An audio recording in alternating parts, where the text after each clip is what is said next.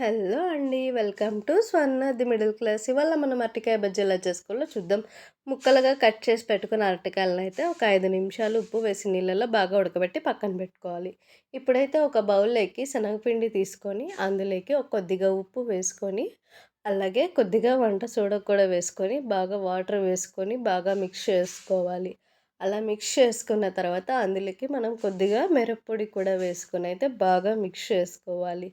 ఈలోపు మనమైతే స్టవ్ మీద ప్యాన్ పెట్టేసుకొని అది హీట్ అవ్వనిచ్చి, అలాగే హీట్ అయిన తర్వాత ఆయిల్ వేసి దాన్ని గూడా హీట్ అవ్వనివ్వాలి.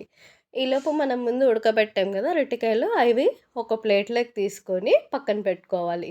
అలా పక్కన పెట్టుకున్న వాటిని ఒక్కొక్కటిగా తీసి ఇలా శనగపిండిలో వేసి, బాగా ఒక్కొక్కటిగా బాగా ముంచి అందులోకి శనగపిండిలోకి అద్ది, మనం ఆయిల్‌లో అయితే వేసుకొని బాగా వేయించేసుకుంటే అంతే అండి.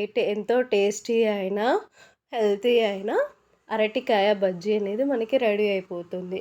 సో, ఇదే అండి చాలా సింపుల్ ప్రాసెస్ మన అరటికాయ బజ్జీకి. ఒకసారి మీరు కూడా ట్రై చేసి ఎలా వచ్చిందో కామెంట్ చేయండి. అండ్ ఈ వీడియో మీకు నచ్చినట్లయితే please do like, share and subscribe అండి. అండ్ మన కంటెంట్ మీకు బాగా నచ్చినట్లయితే ప్లీజ్ సపోర్ట్ అవర్ ఛానల్ అండి. మన వీడియోస్‌లో మీకు యూజ్‌ఫుల్ అయ్యే వీడియోసే ఉంటాయి. So, please do support our channel అండి.